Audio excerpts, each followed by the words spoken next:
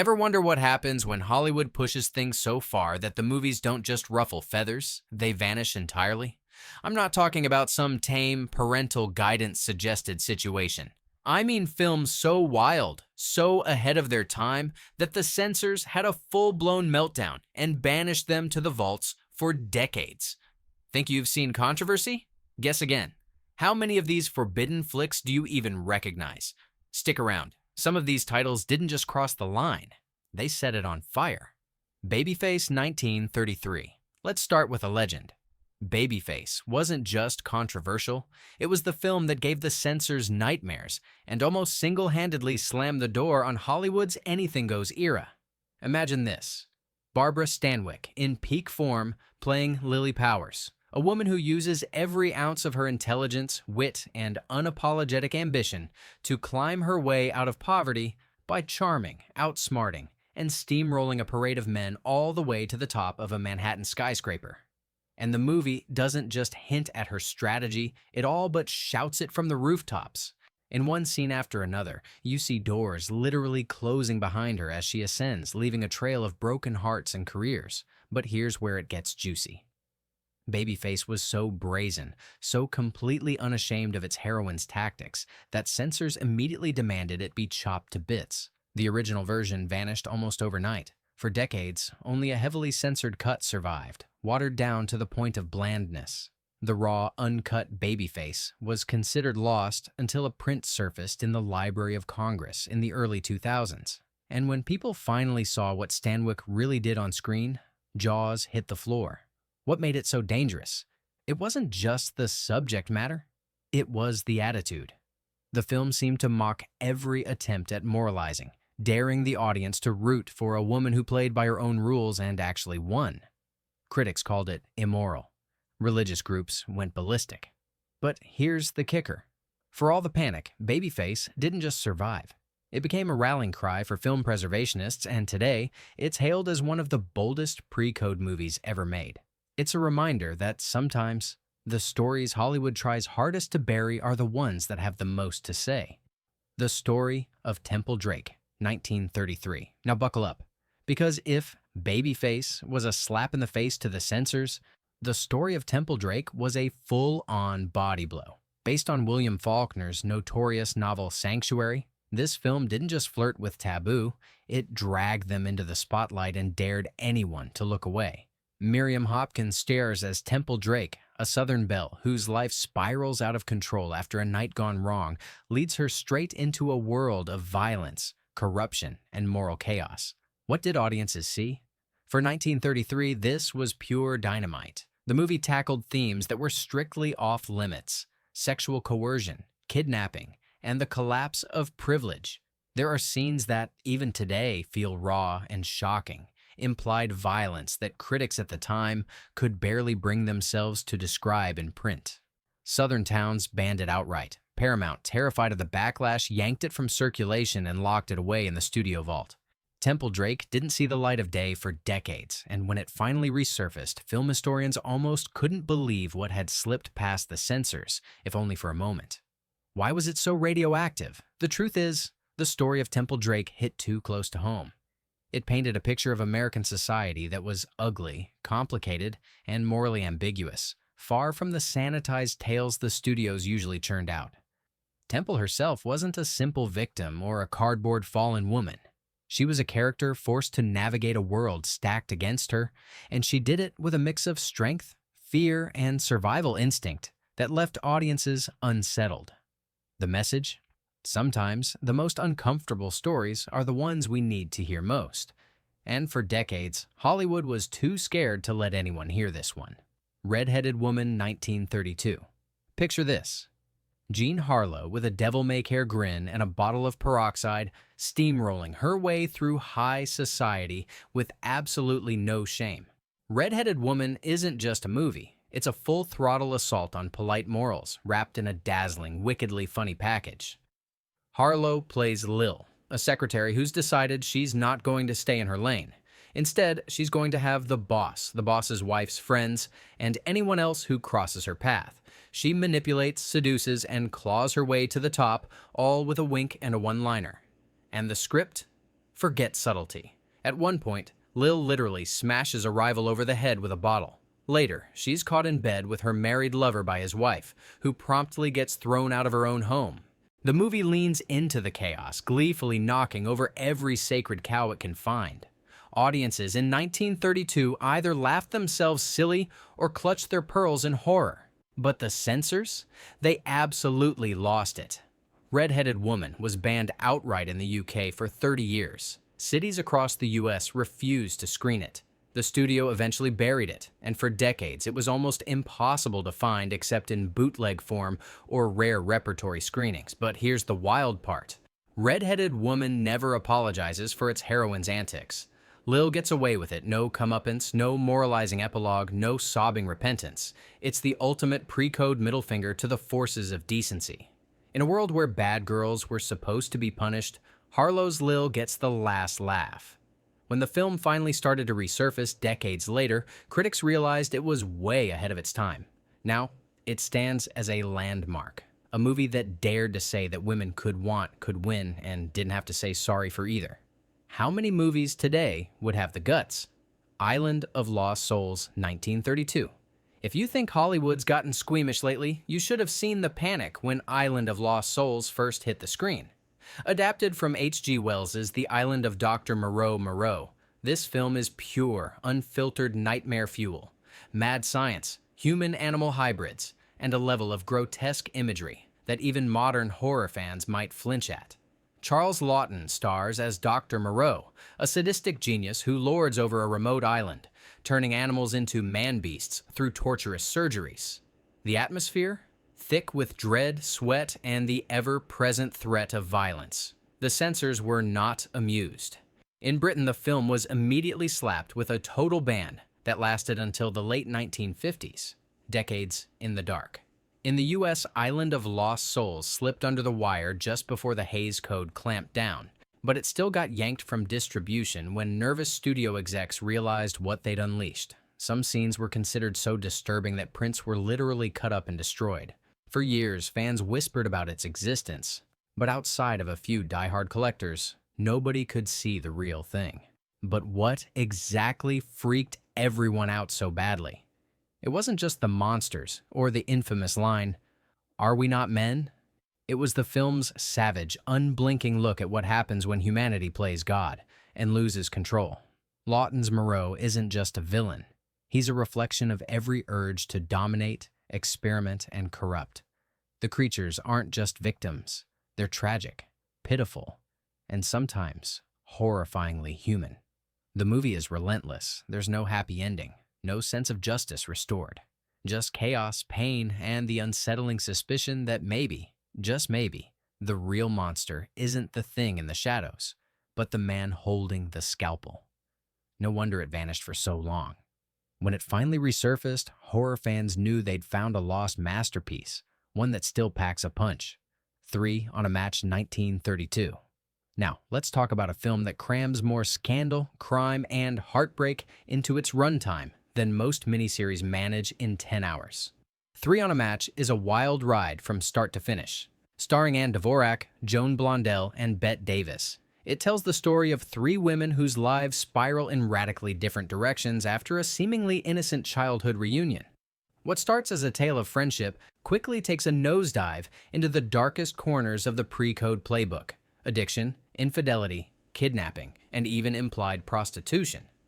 In a twist that still shocks modern viewers, one of the characters falls so far that she ends up entangled with gangsters, drugs, and heartbreak that pushes her to the brink. For 1932, this wasn't just bold. It was a slap in the face to the sanitized image of American womanhood that censors desperately tried to protect.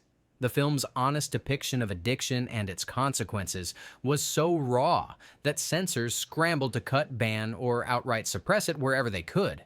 In several states, 3 on a Match was yanked from theaters and quietly shelved, only resurfacing decades later when film scholars started digging through the vaults. But what makes it such a standout? It's the speed and unflinching honesty with which it tackles the fallout of bad choices. There's no moral safety net here, no lecture from on high, no miraculous turnaround. Instead, the film trusts the audience to handle the ugly side of life.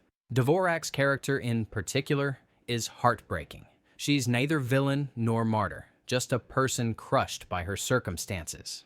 In a lesser film, she'd have been a cautionary tale or a cartoonish bad girl.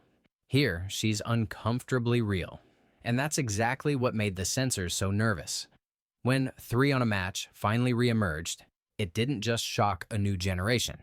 It made people wonder what else Hollywood tried to erase. It's proof that the pre-code era wasn't just about titillation and spectacle, it was about telling stories that dared to get messy, dark, and painfully human. That's a kind of controversy that doesn't just disappear, it echoes for decades. Call Her Savage, 1932. Step Aside, Gone with the Wind. If you're looking for real chaos, Call Her Savage brought more taboos to the table in 90 minutes than most movies dared touch in a lifetime. This was Clara Bow's comeback, her shot at reminding Hollywood who the original It Girl really was. Bow plays Nasa Springer, a wild, impulsive Texan who never met a boundary she couldn't bulldoze. In the first 10 minutes, she's fighting, riding broncos, and storming out on her wedding, all while the camera lingers on just how unladylike her every move is. But what gets this film on our list isn't just Bow's raw charisma. It's the jaw-dropping laundry list of subjects the script checks off. Interracial relationships? Check. Disease and physical suffering? Check. A protagonist who lands in a seedy New York nightclub and dabbles in all manner of forbidden pleasures? Check and check again. Bow's character contracts a venereal disease, gets into barroom brawls, and is battered by life at every turn. Even today, that's a lot for a studio to sign off on, but in 1932, this was dynamite. The censors couldn't believe what they were watching. Local boards demanded massive cuts. The film was banned in some cities and quietly dropped from rotation after its initial run. For decades, you couldn't find a print anywhere. Some fans even believed it was lost for good until a few battered reels popped up in the 1970s. When modern viewers finally got to see it, they understood what all the fuss was about. Bow isn't just a bad girl. She's complicated, angry, vulnerable, and utterly magnetic. Call Her Savage is a mess of contradictions, and that's what makes it real. Hollywood might have tried to bury it, but this movie's spirit is just too wild to stay underground forever. The Bitter Tea of General Yen, 1933. If you ever want to see Hollywood stir up a cultural hornet's nest, look no further than Frank Capra's The Bitter Tea of General Yen. On the surface, it's a sweeping romance set against civil war in China. But look closer, and you'll see why this film sent censors into panic mode and got itself quietly erased from most studio records for years. Barbara Stanwyck plays an American missionary kidnapped by a charismatic warlord played by Niels Astor, who, in the most 1930s way possible, dons heavy yellow face makeup for the role. But it's not just the casting that got people hot under the collar. The movie dives headfirst into themes of power, seduction, and forbidden desire between Stanwyck's missionary and Astor's General Yen. Their chemistry is electric, and for a pre-code film, shockingly explicit in its undertones. One infamous scene has Stanwyck dreaming of being swept into Yen's arms, scandalizing audiences who weren't ready to see interracial attraction shown on screen. Censorship boards were merciless. The film was banned outright in Chicago and faced boycotts and protests in major cities across the country. Some theaters refused to screen it at all. Columbia buried it after its initial run, and it didn't see regular revival until the late 20th century. For decades, the only way to catch it was through rare festival screenings or battered prints passed between collectors. So, what's the big deal? The Bitter Tea of General Yen doesn't just flirt with taboo, it grapples with it. It doesn't punish its characters for their desires, and it asks the audience to question their own prejudices in the process. For 1933, that was simply too much honesty for Hollywood or America to handle. But time has vindicated Capra's risk. Today, the movie is celebrated for its boldness, complexity, and refusal to play it safe. It's proof that real art never stays buried forever. Murders in the Rue Morg, 1932. Let's get weird for a minute. Murders in the Rue Morg wasn't just controversial, it was a fever dream, straight from the darkest corner of Universal's horror vault, with Bela Lugosi at his most deranged. Loosely inspired by Edgar Allan Poe's classic, the film follows a mad scientist, Lugosi of course, who kidnaps women and injects them with ape blood in a twisted bid to create a new breed of humanity. If you think that sounds insane, you're not wrong. This movie is the cinematic equivalent of a midnight ghost story told by someone who's had too much absinthe. But here's the kicker. Murders in the Rue Morg is relentlessly bleak, grim, and visually nightmarish. The Paris it conjures up is all fog, shadows, and lurking terror. And the violence, by 1932 standards, is explicit, even grotesque. Lugosi's character is sadistic, gleefully torturing his victims in ways that made even hardened moviegoers squirm. The studio trimmed the worst scenes before release, but that wasn't enough for censors in Europe and the American South. Several countries banned it outright. American cities slapped on extra cuts, and after its initial run, Universal quietly pulled it from circulation. For decades, the uncut version was little more than a rumor, something horror nerds swapped stories about at conventions. Why did it cause such a stir? Because Murders in the Rue Morg wasn't content to just scare audiences, it wanted to disturb them. It wanted to ask, how far will science go before it turns into madness? That's not the kind of question polite society wanted to answer in 1932. The movie finally got its due in the horror renaissance of the 1970s, when fans embraced it for the gleefully strange, deeply twisted gem it always was. If you ever want proof that pre-code Hollywood wasn't afraid of the dark, this one's it. Employees' Entrance, 1933. If you ever wondered what workplace toxic culture looked like in the early 1930s, look no further than Employees' Entrance. This is capitalism with the gloves off, a film so ruthless in its depiction of corporate life that it feels more like a horror story than a workplace drama. Warren Williams plays Kurt Anderson, a department store manager who operates with zero scruples and zero empathy. He's not just a tough boss, he's a predatory force of nature, manipulating employees, firing on a whim, and crossing every moral line you can imagine. But it's not just about him yelling at workers or scheming to outsmart competitors. Employees' Entrance dives into the dark side of power, showing how Anderson's ambitions ruin lives, both in the boardroom and behind closed doors. Loretta Young's character, a vulnerable shopgirl, gets swept into Anderson's orbit, her fate sealed by his willingness to use and discard anyone for his own gain. The film doesn't sugarcoat anything. Affairs, manipulation, mental breakdowns, and a workplace culture so cutthroat that you're surprised anyone makes it out alive. This is the pre-code era, firing on all cylinders. Audiences were shocked, but the real panic came from censors and studio bosses. The message was too raw, too real. Employees' Entrance was pulled from rotation in many cities, and after the production code took hold, it vanished almost entirely from public view for decades. The film became a kind of legend among cinephiles, whispered about in books, but rarely seen in its original form.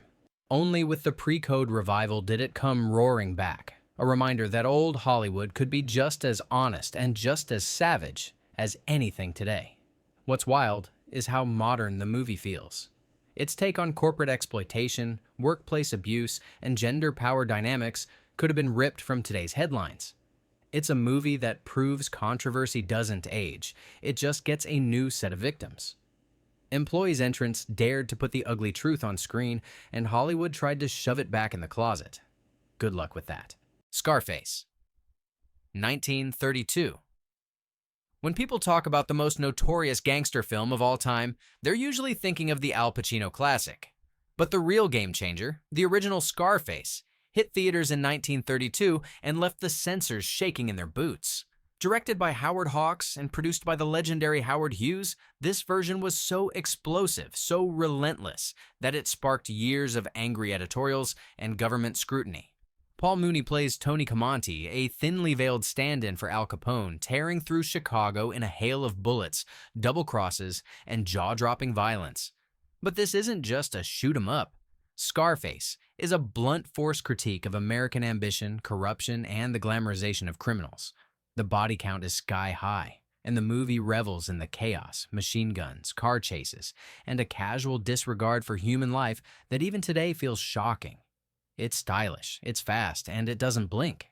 The censors? They absolutely lost it. City after city tried to ban or heavily edit the movie. It went through so many recuts that multiple versions floated around, some with tacked-on moralizing endings where Tony pays the price for his sins, others even more uncompromising. But for decades, the original cut, the one that showed just how wild pre-code Hollywood could get, was buried. Film historians and collectors hunted for it, passing around battered reels and rumors until a proper restoration finally appeared. Watching Scarface today, you get why it scared the establishment. It's a movie that celebrates excess and then rubs your face in the consequences, refusing to let anyone off the hook, including the audience. It didn't just disappear for decades. It became a legend, one that Hollywood still chases but rarely catches. So, there you have it. 10 pre-code films so wild they got shoved in a vault and left to gather dust, all because they dared to tell the truth, or at least their version of it. Makes you wonder, what are we still too scared to put on screen today? Drop your pick in the comments. What's the most controversial film you've ever seen? Hit like, subscribe, and stick around for more lost classics and cinematic rabbit holes. Until next time, keep questioning and keep watching.